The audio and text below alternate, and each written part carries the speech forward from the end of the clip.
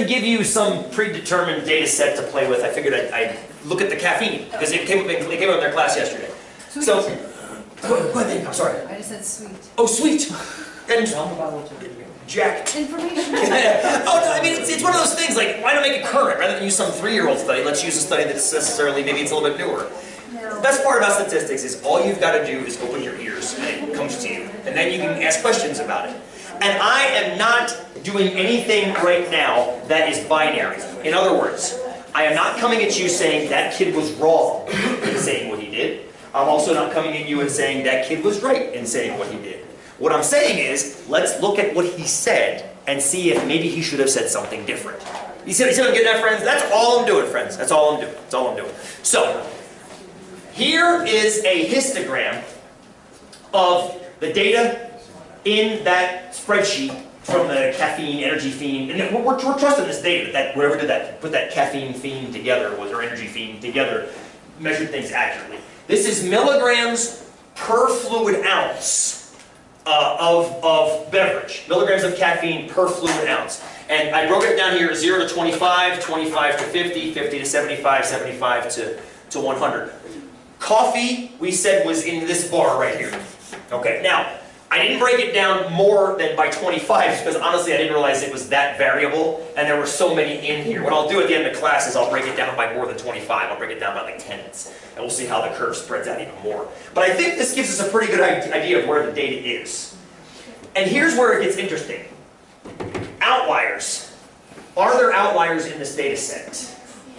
Which ones? Okay, 700 is your over outlier. How would you quantify that if somebody asked you, prove to me it's an outlier? No, while you're thinking about that, another question. Is 475? Yes. Yeah. Is 450? Yes. Is 425? Yes. Is 300? Yes. Is 275? Yes. Is 225? Yes. Is 175? Oh, got a little less certain there, didn't it? Yeah. What? Yeah, it got less certain. Yeah, it got less certain. 150? No. 125? No. 0? Okay, so it would be nice is apparently when you look at the definition how I put atypical data points, you look outright and say, okay, 700, that's ridiculous. And I'm sure the company did it with that intent to be ridiculous because that would sell things. Any press is good press, including the press that says you killed 3 people because they did 3 shots of that. That's going to sell more product. I mean, that's the sad state of our economy sometimes, is that kind of press lets you sell your product. So that is atypical. I'm in agreement with you. But here's the question. How atypical? Or how would you convince someone it's atypical? So what do you think? What's one way you could do it? In other words, remember how I asked you the same question 2 weeks ago? I said, how would you measure variation in a data set? And you all kind of looked at your feet for a while.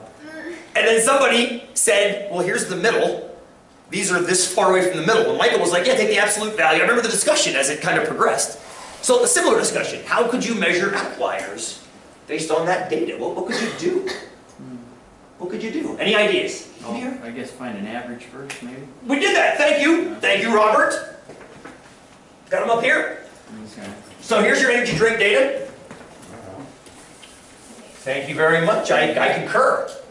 The average caffeine, and this is in milligrams per fluid ounce, okay, is about 20, it looks like, 21 milligrams per fluid ounce. I threw a standard deviation up there too, just to be saucy. 50, I think the head helps. 55. 55. Right? I also did a minute of max. That was mostly just to help me design my histogram to make me know how I had to break things up. So what do you say? Yeah. What do you say? Average is 21. Right. Standard deviation 55. I love this. Let's run with this. How can we use that to measure an outlier?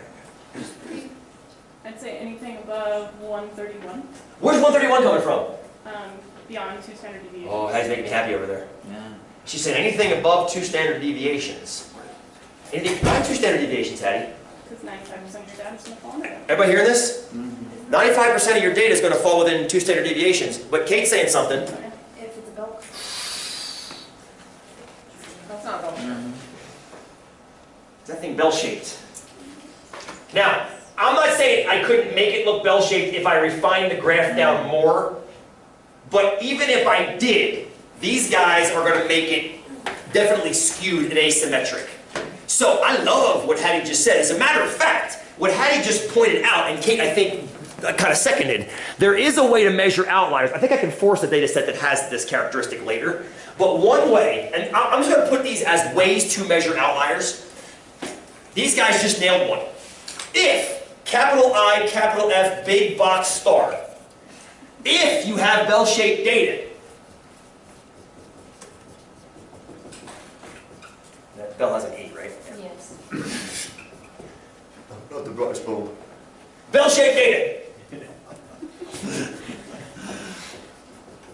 One way of defining an outlier is, does it lie outside of 2 standard deviations? And that's a very, very important one because that's the one that's used in inferential statistics a lot. Have you guys ever heard of p-values in like social class or psych classes? Or 95% confidence intervals?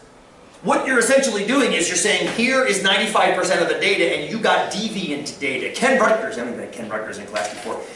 He drew a bell curve on the board a few years ago and drew 2 standard deviations. And if you're out here, you're weird. And I'm like, okay, you're deviant maybe. Let's be careful calling that weird. But what he was getting at was 100% correct. An outlier in bell-shaped data is any data point outside, and that's either above or below, outside of 2 standard deviations. What's cool about that is we have a limit on the outliers. What percent are going to be termed outliers then? 5. 5% are defined to be outliers. So 1 in 20 data points become an outlier. If anybody got a chance, and I'm not expecting that you did because I created it after the fact, I made a video for the 68, 95, 99.7 rule that Hattie just quoted, and I did it using Excel. I created in Excel random numbers and cumulatively kept adding them to each other, and you watch a bell curve being born from the ground up. It's kind of cool. And every once in a while, boop, boop, these little guys pop out on the side. Boop, boop, boop, boop. 1 in 1,000, about 1 in 1,000 pop out way far out there. 1 in 20 pop out outside of 2. About 1 in 300 pop out outside of 3. And every once in a while, you get way the hell off to the side. That's what outliers are. They happen rarely. They happen rarely, atypically. But they happen. They don't happen with great frequency. That's kind of the idea. But we can't use that one here. Unless I choose to ignore these data points, maybe do a trimmed mean, maybe. I still have to look at the data, but I can also do a trim mean, right? Equals trim mean. You guys learned this one, right? The array is D1 to D575. What percent should we trim off, friends? What do you think? Want to do a 5%? Yeah. 5% trim? Let's see if 5% knocks off that wicked tail. Well, that's a significant drop, actually. It dropped from 21 to 14. It lost a third of its value. I mean, it's assuming the base value is 0. So we could maybe go to standard deviation or trimming, but we also have to do a trim standard deviation. And there's no command for that in Excel because nobody ever does that. So I'm still not convinced we should even be talking about bell-shaped data because it doesn't look bell-shaped. Is that fair? Yeah. So I think that's a fair thing to do. What do we do now? Well, Robert, I'm not saying your idea was good, it was fantastic. And Hattie, yours was too. We'll come back to them. I think I can force some bell-shaped data later. Gotta go. on a box plot, if it's 1.5 times the box length, so if you find Q3. Are you remembering something we talked about in class? Last class, you guys put a bunch of box plots on the board at the very end. And I said, I think I can figure out which one of you guys have outliers. And I did it real quick, and I screwed up JC's and Heather's, I think. But I think I got everybody else's correct, I think. I screwed up one, and I got up all of a sudden. Now, how was I doing that? I was doing exactly what Skylar is talking about. If you look mathematically at the quartiles of a box plot, and the reason why, first of all, let me get them for you. Let's get the 5-number summary real quick. I can't do a box plot on Excel. I haven't learned how to do it yet. There's no built-in for it. It's a pain in my ass. I wish there was, but there's not yet. So we're going to make one on the board for us. Okay? We'll do the min. The min's right there, right? Let's drag the max down here. No crap. Let's drag the max down here. There. We also need equals, in case you ever need this, percentile, or no, quartile, I think is a command. Quartile. And if I do D1 to D575, and I think if I just put 1, that's the first quartile. Yep, there it is. I guess I can put that over here, right? Yep. This is Q1. The median, you know what the median is, right, friends? Oh, I gotta type median.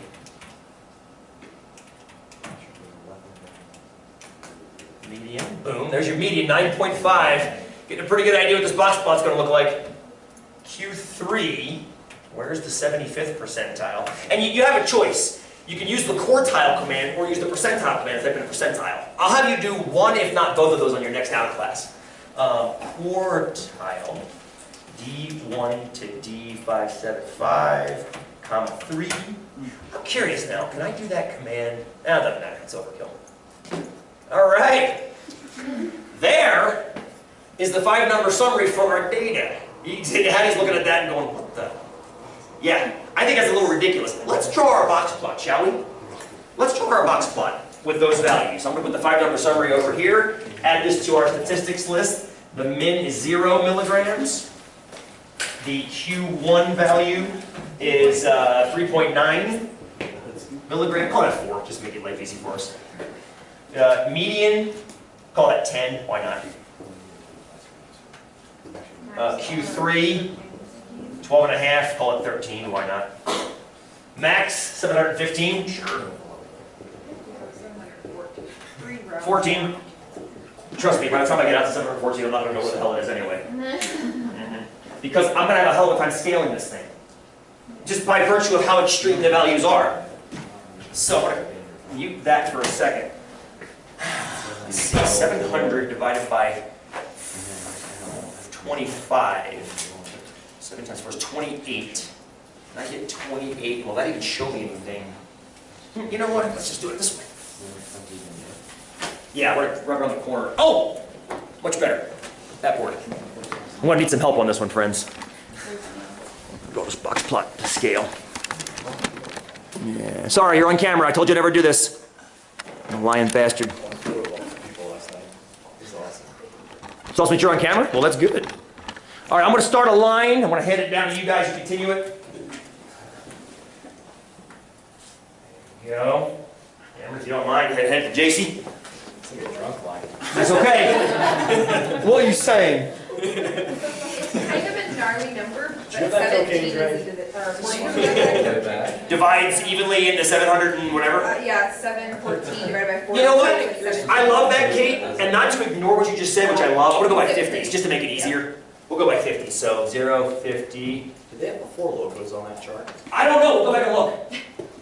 200. Would you guys mind just keeping that going? That's awesome. Thank One you. thing that kind of destroys the whole point of this is that the whole core of energy drinks isn't necessarily caffeine. They all the have a taurine bunch of border on vitamin. the, Yeah, they have also the B vitamin vitamins, B, yes. which helps with your metabolism. Well, it just makes it makes the students claim and that. the sugar. True, it's very true. It kind of makes the students' claim a little more valid. And one of his counterclaims, or one of the additional claims, was that because they have the other stuff too, the caffeine itself isn't the only culprit in what's wreaking havoc on your system. But his claim about the caffeine was what I really took issue with. Because of what he was focusing on, which I thought, that's fantastic, thank you. Okay, here comes the box plot. Come here, you. My hair's in the way. 0, 4, 10, 13. Okay, well, that's good. What's it? 25, 12, 6, 4, 10. This doesn't even go somewhere past. What's it? Oh my God, it's beautiful. It went all the way down. That's okay, it's not that much further, guys, not that much further. 13, which is roughly halfway to the half. This is 25, so we're going to call that here. We can live with that, right? Okay. There we go. Best box plot ever made, ever. Best box plot ever made, requiring at least 5 students. So did you say 715? There it is. You guys are champs. Keep that bad boy handy. Keep that bad boy handy. We're gonna need it. I think we're gonna need your help again. Oh, you know what? No, we'll use a different color. We'll use green. We'll use green just to. We'll add a second box plot. You should find a box plot for that cost and stick it up there and find out and bring like the different brews of coffee, whether you do it like Sean where it sits for 3 days. Once I let it sit in the French roast over the weekend and had it on Monday. Oh boy. Oh. Anyway, here's the deal. Skylar mentioned something. Did you catch the computational thing Skylar mentioned earlier? She said if you take the distance between Q1 and Q3, I'm going to add those labels on real quick. So this is you're good. This is 0, this is 4-ish, this is 10-ish, and this is 13-ish. Her claim was if you take Q1 and Q3, that distance, which is 9, increase it by 50%, which would be 13 and a half, and then you stack 13 and a half above and below the quartiles, that gives you another way of measuring outlier. And it is. I call that, I'm going to put that on the front board for a second. That's called the IQR. I call it that. I don't know if it's actually called. I call it the IQR approach. IQR, which stands for interquartile range.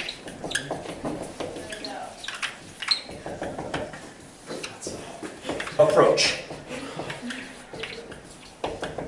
The beauty of this is that it does not matter how skewed your data is.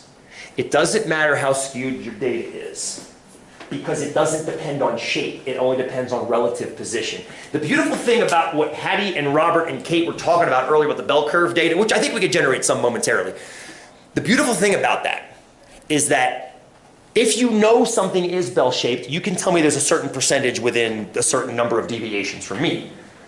If you don't know it's bell-shaped, you cannot do that. And there are other tools. There's one thing called Chebyshev's theorem, which is kind of fun if you're Russian, but it's not very useful if you're not. So what do you do if you can't get a bell curve? Well, here's a way of looking at relative positions. Why would we be interested in what's called the interquartile range? And this IQR, just by definition. Skylar, what is this bad boy right here? Q3 minus Q1. Thank you, my sister. Q3 minus Q1. That's the distance between Q3 and Q1. In our case, 13 minus 4, which is 9. What does that 9 tell us? That's the range from. Good. It's the range from the lower to upper quartiles. Yeah. The middle 50%. Who said that? It's the middle 50%. Thank you, Cameron. Yes, it's the range of the middle 50%. Now, if you think about it that way, that's kind of like giving us one standard deviation or so. If standard deviation was measured by median and not by average, and by relative position, not by absolute position. So it's kind of an analogy there. But what Hattie quoted was, she quoted 2 standard deviations, and I think, Robert, you were going with that too, 2 standard deviations. Absolutely, right? 2 standard deviations. For whatever reason, and all I have to give you is convention here. The convention that is used is not 2 IQRs, it's 1.5 or sometimes 3. I don't have a good reason for this, other than it's used by convention. Your TI, when you did your box plots in your TI, was using 1.5. So since that's the convention, we'll just stick with that. So what you do is you take that and multiply it by 1.5 to get 50% more width. So 1.5 of the IQRs, in our case, would be 1.5 times 9, which would be 13.5, right? And then you stack.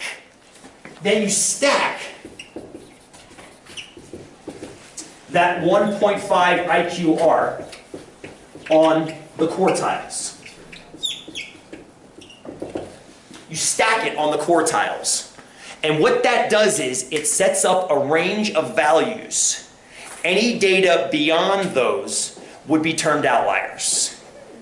Anything outside that range, it's essentially the same as 2 standard deviations for non-absolute position data, if that makes sense. So it's a way of setting up, if you will, critical values, a decision engine. It's a decision. Remember I asked you before, is this an outlier? Is that an outlier? Is that an outlier? Is that an outlier? And as we got closer, you guys went, no. So looking back at the graph, all of those still were outliers. Boom! Let's come back to that graph momentarily, Michael. Thank you. And our box plot is fantastic. When I go back to the histogram, JC asked me that question. I'm just trying to put this into context. So like yesterday, or not Yes. yesterday, but whatever. Yes. It was 2 ago. When we drove through. I do the same I'm thing. so sorry. I do it every day. See you guys on Monday. No, you won't. Okay, Go ahead. So when we drew our Yes. box Yes. plot up there, and you were doing this, and then you added, and then you put it that way, this is what. This is what I was doing. Okay. This is what, I was doing this without doing algebra, so to speak. So how do you stack that on? Let's do it. We go over here. Robert's asked the question. How does that apply to this box plot? We swing it over. Okay, so I'm going to focus right on the box part of the box plot itself first, because this is where it's going to apply to first. It automatically does it, but you have to put all those data points in. And there were 575 of them. So the thing is, with the 5-number summary, we can do it without having to put all 575 in. Now, if you want to get a box plot in your TI, you'd have to do it. But we're going to see really quickly what it looks like. Really quickly, we're going to find out what this looks like. Okay, so we'll use orange. We take, everybody got the 13.5, where that came from.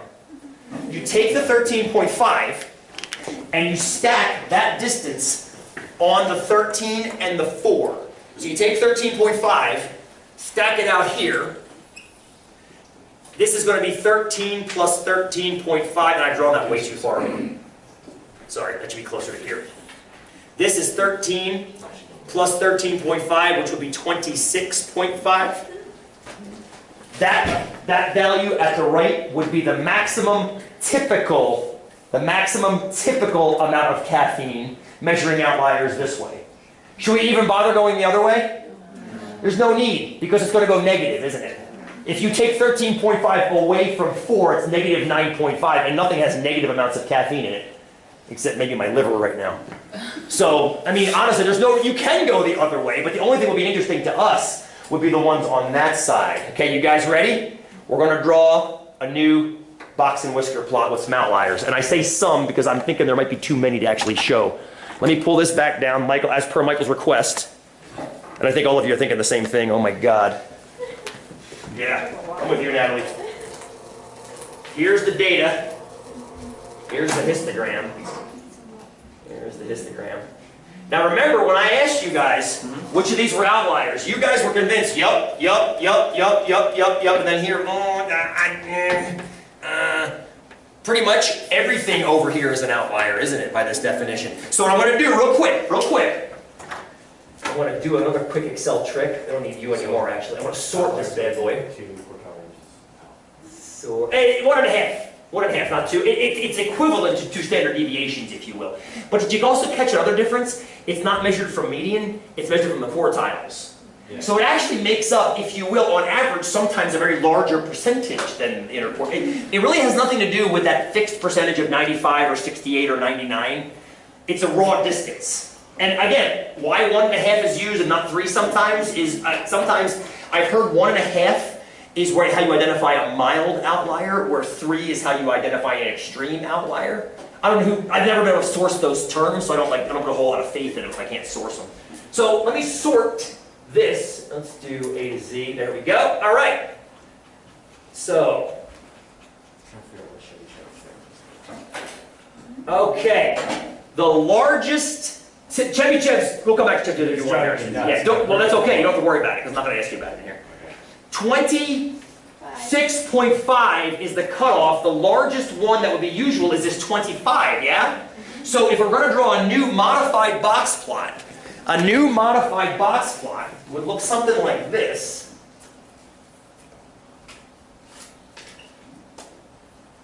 Zero, 4, 10, 13, 25. A bunch of dots. Cameron, if you don't mind. Let's throw a couple of these up there, shall we? Go ahead. What's Cameron near? She's near 200. Well, first of all, I'm going to do a real quick something here. Equals count if D1 through D575, comma, greater than 26.5. Okay, this thing has 71 outliers in it, which means 500 of the data points are not outliers, but 71 are. That's kind of crazy to think about. That's like 1/6 of the data set, or 16%, I guess if you put it that way, is an outlier. But by this definition, that's what's going on, right? So, Cameron, go ahead, why don't you throw one of the, oh God, there aren't that many. Oh God, this is even cooler. Wait a minute, there's a whole bunch of mid-20s, 30s. Hand back to Michael. Michael, give me like a rectangle. Give me a rectangle from like 26 up to about 60. Yeah, so start at 26 and yeah, up top. Yeah, draw like a big open rectangle from like 26 out to about 60. Yeah, that's cool. You can bring it back a little bit if you want. That's fine. What the hell? Leave it right there. Leave it right there. It's fine. We're doing ish. And make sure that rectangle's a little bit separate from the end of that box plot. Okay. So yeah, just perfect. Perfect. That's awesome. That's awesome. Okay. Cameron, if you would add, or actually, Michael, you're still close enough. Add a rectangle from 80 out to about, oh God, 120. Now, this shouldn't be a rectangle, it should be discrete data points, but there are so many of them, we'll just do a quick stack. Also, technically speaking, there are repeaters, like this 100. There are 5 that have 100. That makes me question the precision of the measurements they used. I doubt very much they all had exactly 100 per fluid ounce. So I'm guessing that some of these studies were done with more precision than others. Does that make sense? Or the same drink with a different flavor in it. That could be it too, but I still question the precision of exactly 100. When you're talking about scientific measurements, you should have better precision than that. So technically speaking, if you would, Mike, I want to add to that real quick. A lot of times you'll see box plots that stack to give you a frequency. Some people frown upon that only because if you have another dimension going up there, they want another dimension going up on the other box plot too. So I like it because it sometimes is a telltale. Cameron, add one at 235 if you would.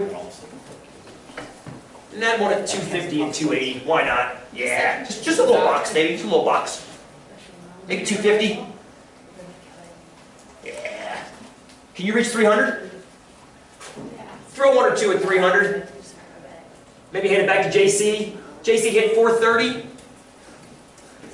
Best box plot ever. Can you hit 475? Yep. Damn, she's not happy, I'm sorry. And 1 or 500? And then hand it back to Kelly to hit 714? Is this better than chocolate?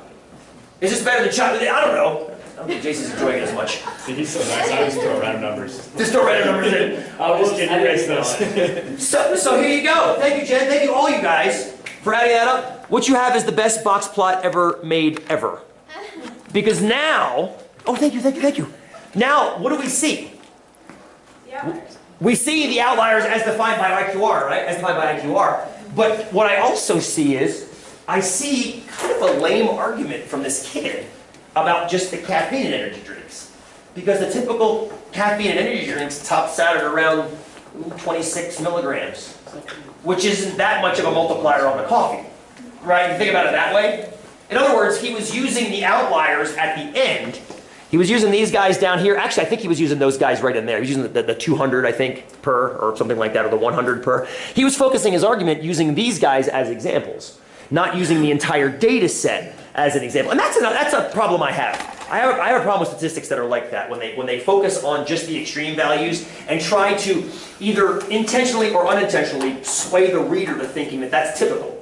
If you're reporting the outliers in that way, you wouldn't think that you would randomly select those values. Because, say for example, if you're trying to prove a point, you might say, well, I have data right here that supports my claim. And if your claim is based in what I would call quote-unquote fact, you would say, well, here's a random selection of my data to prove my point. Well, how likely is it that he randomly selected that one? It's almost impossible. 1 in 575, correct? How do you go? I hear what you're saying. Yes, you do. However, 12% of our data is beyond our box plot. That is true. Yes, I said 16, I was overestimating. That's a large percentage. What you need to do then, that is a large percentage. 12% is 1 in 8, which means 1 in 8 of these energy drinks is outside of the normal range. What you might want to consider doing is maybe looking at the data in 2 groups, low caffeine and high caffeine groups. Maybe you'll have a secondary box plot right along here once you sort it and separate it. This often happens when you inadvertently create a variable that has bimodality. For example, you're looking at finishing times in a given race. How you organize it. Right, so how you organize it, exactly. You might look at finishing times in a cyclocross race like last weekend, and you notice that the data goes like this. You go, what the hell? What did I miss? What's going on there? Men and women. If you then split it with men and women, and you say, oh, one of the outliers could actually exist right between the two of them.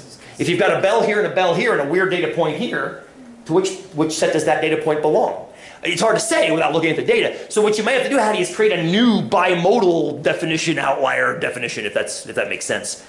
I'm with you. It seems very strange. 70, that's what I said, 75 out of 575. Oh my God, I call it 1 in 6. It's 1 in 8. That's still really high. Because you think of outliers as something that are atypical. Well, by definition, 12% is fairly typical, right? 1 in 12 is, or 1 in 8 is fairly typical as far as atypical. But that's what would be tagged as outliers in this data set. Is that fair? It's a great point. I'm not saying what I'm saying is gospel. I'm saying this is what's used. What I'd like to do now, we've got a little bit more time. I'm going to click